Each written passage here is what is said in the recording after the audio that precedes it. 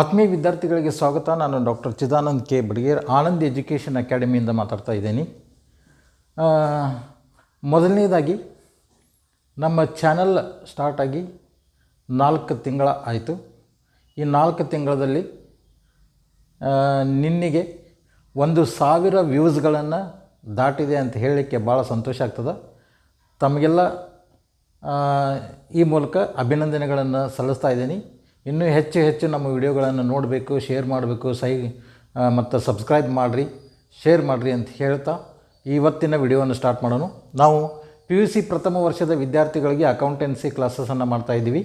ಹಿಂದಿನ ವಿಡಿಯೋದೊಳಗೆ ಲೇಜರ್ ಮಾಡಿದ್ದೀವಿ.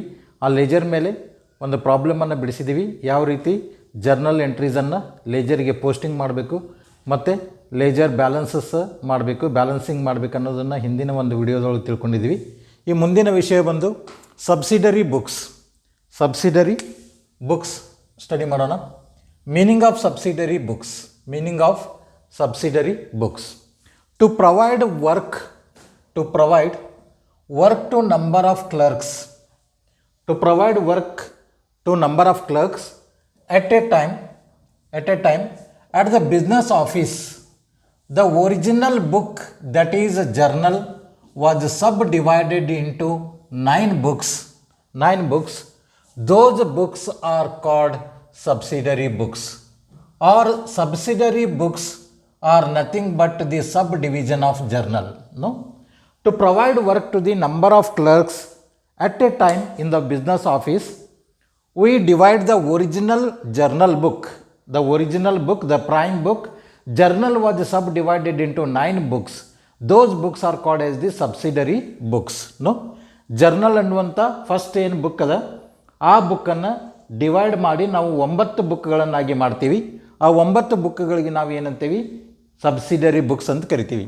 To provide work to the number of clerks at a time at the business office, the original book, that is journal, was subdivided into 9 books. Those books are called as the subsidiary books, or subsidiary books are nothing but the subdivision of journal. Subsidiary books are nothing but the subdivision of journal. ಇದ್ದಂಥ journal ಬುಕ್ಕನ್ನು ಒಡೆದು 9 ಭಾಗಗಳಾಗಿ ಮಾಡಿ 9 ಜನರಿಗೆ ನಾವು ಒಂದೇ ಟೈಮಿಗೆ ಕೆಲಸವನ್ನು ಕೊಡಲಿಕ್ಕೆ ಸಾಧ್ಯ ಆಗ್ತದೆ. ಅದಕ್ಕೆ ಆ ಡಿವೈಡ್ ಮಾಡಿದಂಥ ಬುಕ್ಸ್ಗಳಿಗೆ ನಾವೇನಂತೀವಿ? ಸಬ್ಸಿಡರಿ ಬುಕ್ಸ್ ಅಂತ ಕರಿತೀವಿ. No, then kinds of subsidiary books. ಆ 9 ಸಬ್ಸಿಡರಿ ಬುಕ್ಸ್ ಯಾವ್ಯಾವ ಅದಾವ ನೋಡೋಣ. ಅದರಲ್ಲಿ ಮೊದಲನೇದು ಬಂದು purchase book or day book. It is the first subsidiary book meant for recording day-to-day credit purchase of goods only. Purchase book or day book is the first subsidiary book meant for recording day-to-day credit purchases only. ಉದ್ರಿಯಾಗಿ purchase ಮಾಡಿದಂಥ ಟ್ರಾನ್ಸಾಕ್ಷನ್ಸನ್ನು ಮಾತ್ರ ಈ ಒಂದು purchase book ಅಥವಾ day ಬುಕ್ಕಿನಲ್ಲಿ entry ಮಾಡ್ತೀವಿ. ಇದಕ್ಕೆ ನಾವು ಫಸ್ಟ್ ಸಬ್ಸಿಡರಿ ಬುಕ್ ಅಂತ ಕರಿತೀವಿ. It is the first subsidiary book. It is meant for recording day to day credit purchases only. Then second one is the sales book, or it is also called invoice book. Sales book, or it is also called as the invoice book. It is the second subsidiary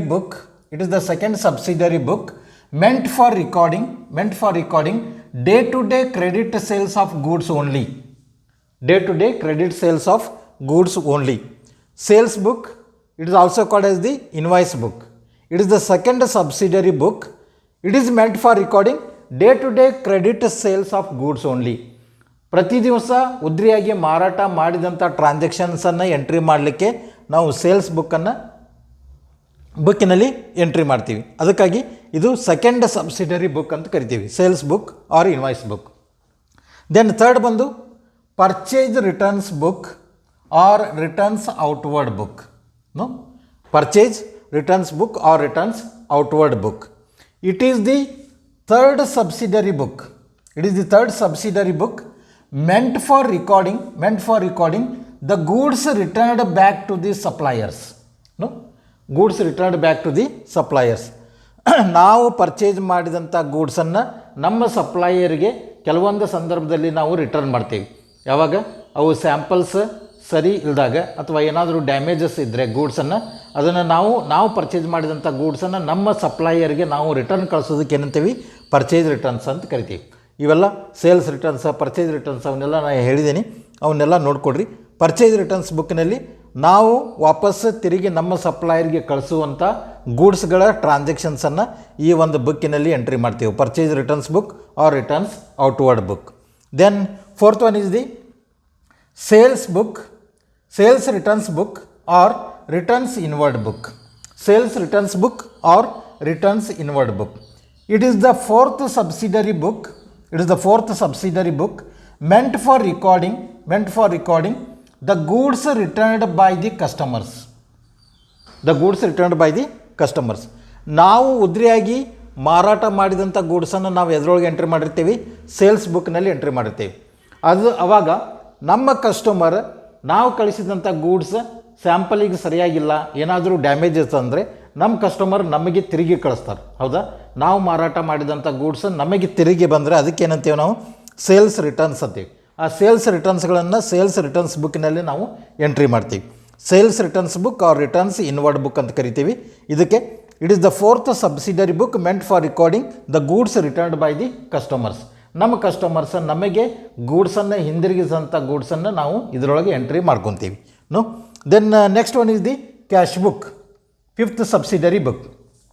Cash book, it is the fifth subsidiary book meant for recording day-to-day cash receipts into the business and cash payments from the business.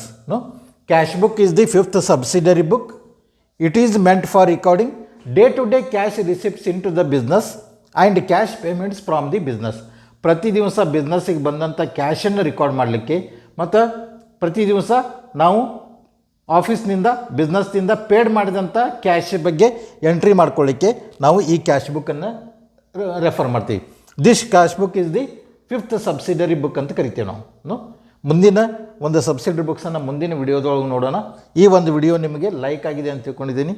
Like ಮಾಡಿರಿ, share ಮಾಡಿರಿ ಮತ್ತು subscribe ಮಾಡಿರಿ ಅಂತ ಕೇಳ್ತಾ ಈ ಒಂದು video ಮುಗಿಸ್ತಾ ಇದ್ದೀನಿ. ಧನ್ಯವಾದಗಳು.